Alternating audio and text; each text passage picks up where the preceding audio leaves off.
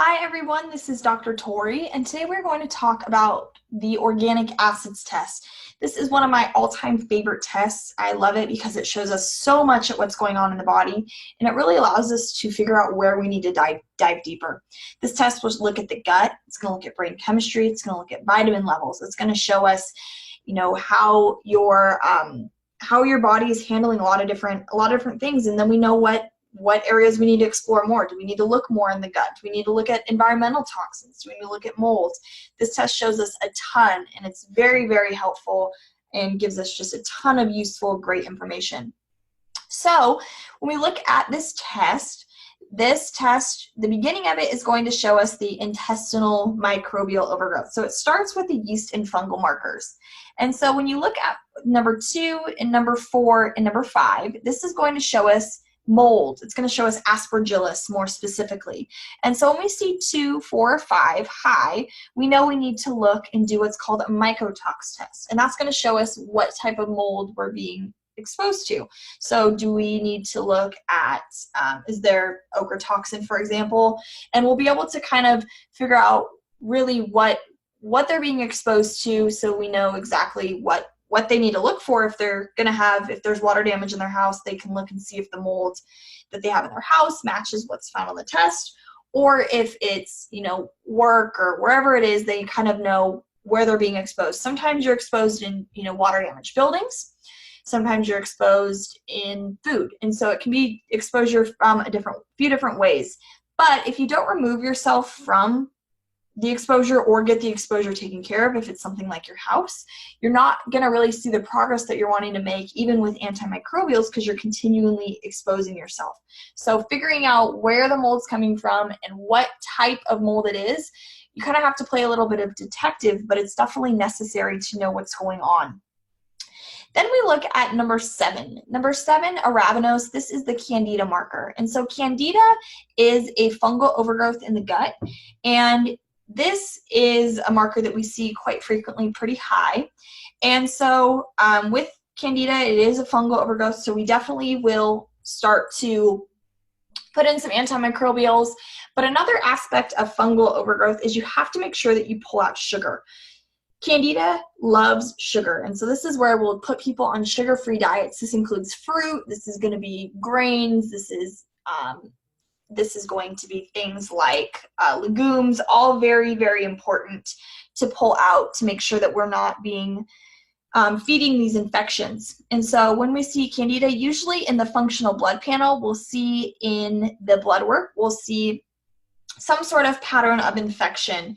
And so usually we can correlate the Candida and the blood work to see that there is infection. If it's a long-standing infection, we may see the white blood cell count down, and then that usually gives us a sign that it's long-standing. But if it's something that is newer, the white blood cell count might not be super low.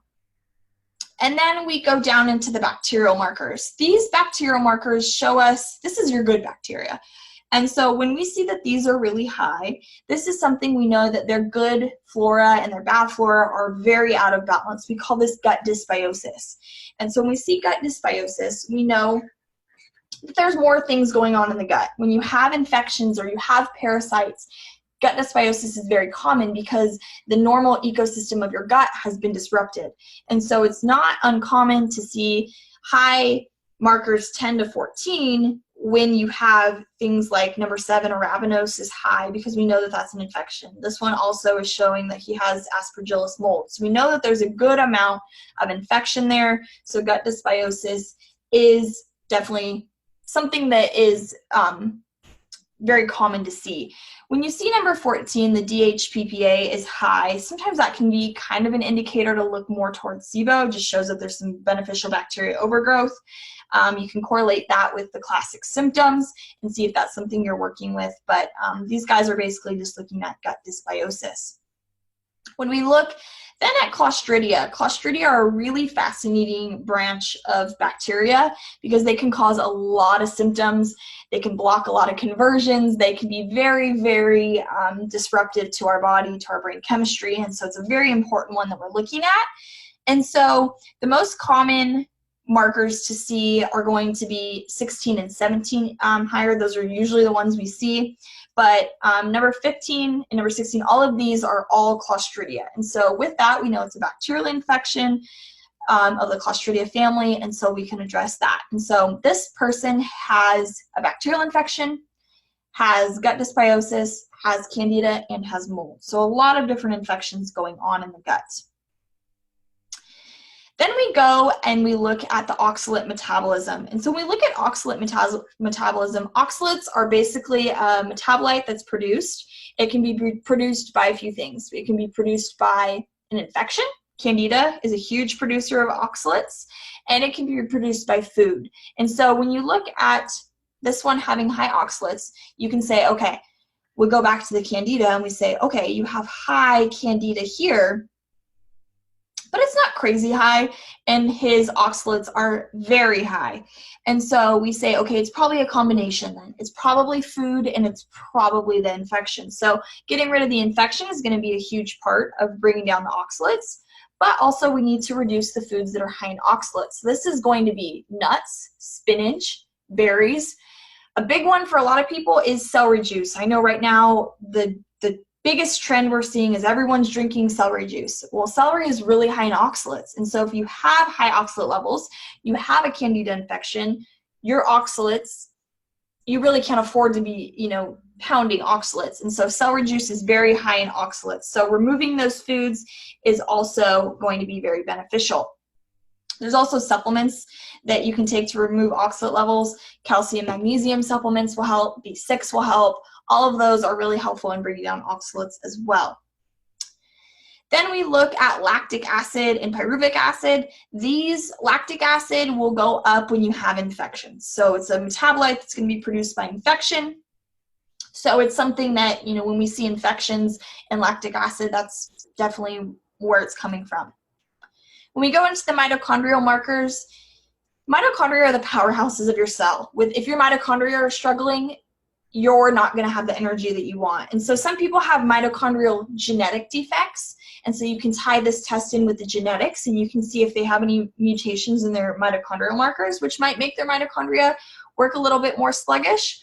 Or chronic infection is going to be hard on your mitochondria. If you can imagine your body is trying to kill off infection, your engines are running and running and running. Well, eventually they're just going to slow down because they never have time to rest. They never get time, to have a break from trying to kill off infection. And so we definitely want to make sure your mitochondria are running well and are supported. Number 24, this is an interesting marker. The succinic acid, this will show us if this is really high. This is showing us to look at environmental toxins. It won't always be high. So if you suspect that someone has high toxicity, we'll definitely run a environmental toxin test on them. But if succinic is really high, it's a really strong indicator that you need to look elsewhere. You need to look at environmental toxins or heavy metals or both to figure out what is going on. Then the rest of these are looking at your mitochondria. So when you start to see that these are high, it means that you usually need some mitochondria support. So some NAD or some CoQ10 to make sure that you're basically giving your mitochondria what they need to work efficiently. And then we get into the neurotransmitter metabolites. And so this is really cool that we can see in a test, we can look at your gut and your brain chemistry in the same test. It's amazing. And so HBA is looking at your dopamine. Then dopamine gets converted to norepinephrine. And so we can see how that conversion is happening. And so for him, his dopamine is not converting great. It's all right. It's not converting great. And so we know that he might need some precursors there's some precursors you need to make this conversion. B6, copper. Those are some big ones that are needed to make this conversion. So we can test further and see what he's missing to make that conversion. When you see this the HbA to VMA ratio, this is basically looking at this conversion. And so if it's, ideally we'll have it about 1, but when it gets above 1.4, we know that there's some serious conversion issues, and so we definitely will look deeper. Some people can have this conversion blocked by infection. Clostridia will block this infection or this conversion. And so for him, he has a Clostridia infection. So that's most likely what's causing this blockage to occur is he has Clostridia. So Clostridia will just make a little block right here so that it won't convert efficiently. It also can be a genetic variant. It's called the DBH deficiency. It's a dopamine beta hydroxylase deficiency. Far more rare than not having the right precursors or having an infection. But if we go down those areas and we don't find it, then we can look for DBH. If someone has a DBH deficiency, usually dopamine will be very high, norepinephrine will be very low, and this ratio will be very, very high. So it's usually a pretty easy indicator to see that that is going on. Then we look at number 36. This is looking at serotonin. So his serotonin is lower than we'd like to see.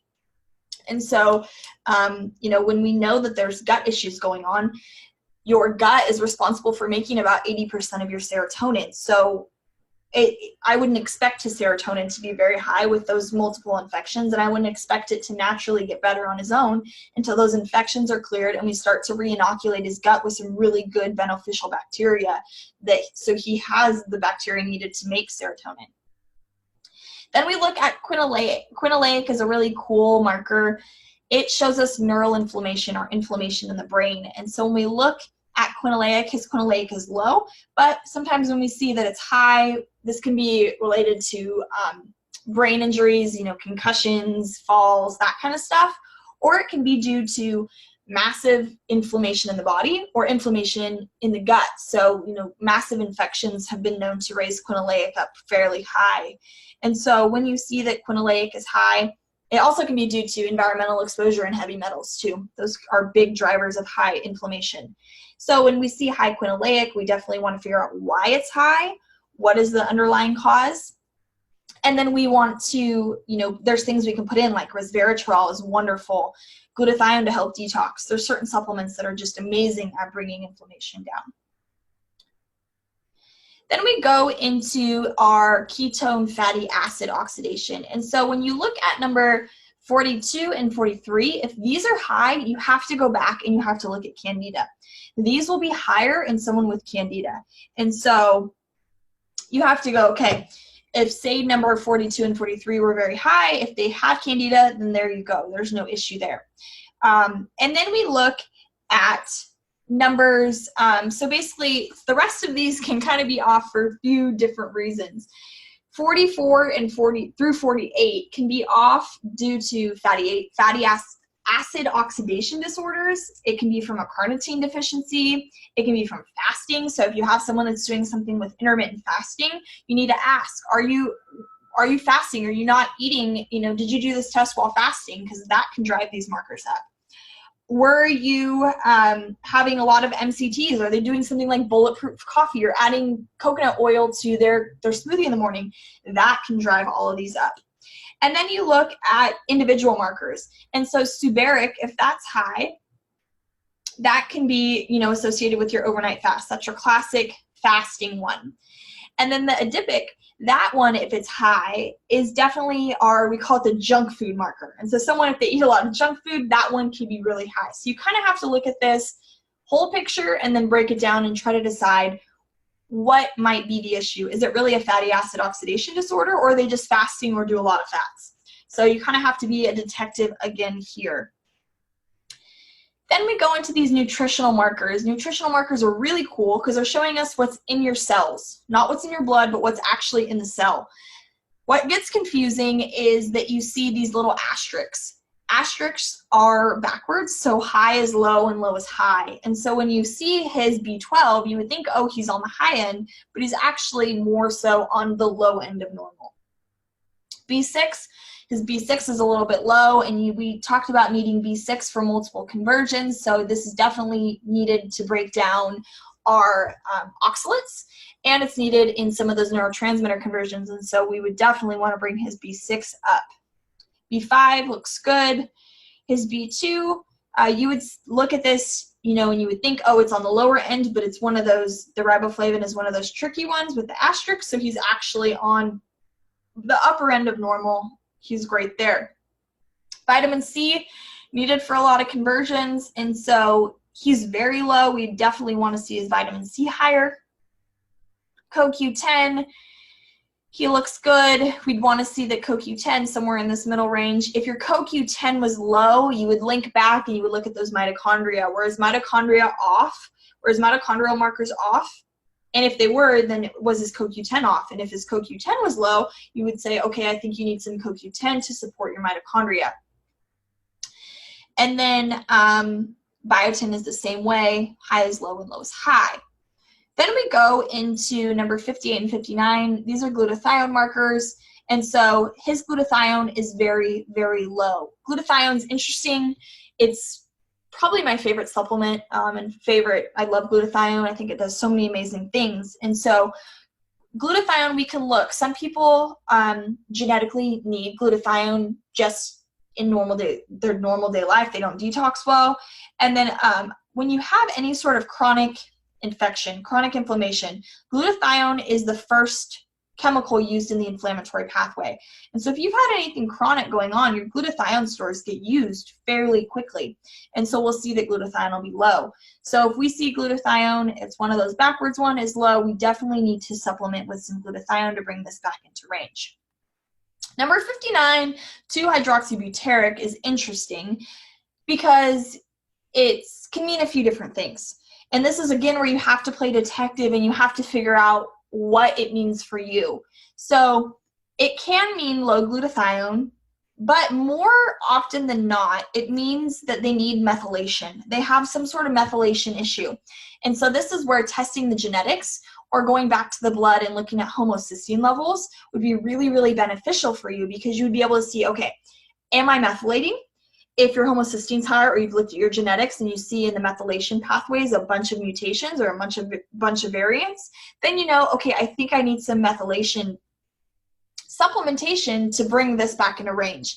If you've looked there, you've also checked your toxin load. Toxins can bring the hydroxybutyric up too. If you've gone down that rabbit hole and you don't have a lot of toxins, then we can say, okay, I think it just purely meant that I was low on glutathione. But more often than not, this marker means that there's methylation needed. Then you go into the ammonia. When ammonia is high, it can just indicate infection. Ammonia is produced by a lot of things, including parasites. So if you see ammonia is high, it can just indicate some sort of infection. And then you look at this marker shows a few different things. And so this one is mostly going to look at GI bacteria. You can see if there's a lot of, gut dysbiosis based off this, but you kind of have to start asking questions. You have to figure out, was this person consuming a lot of aspartame or any chemical like that? If they're consuming a lot of aspartame, that's why this is high. But if not, it's most likely due to, gut dysbiosis, infections, something like that. For this person, it was mostly gut dysbiosis. Not a lot of aspartame consumption there, so we know that it's definitely the infections, the gut dysbiosis, that's what we're looking at. This section in here is looking at amino acid metabolites, so it looks at a lot of different genetic variants for breaking down amino acids.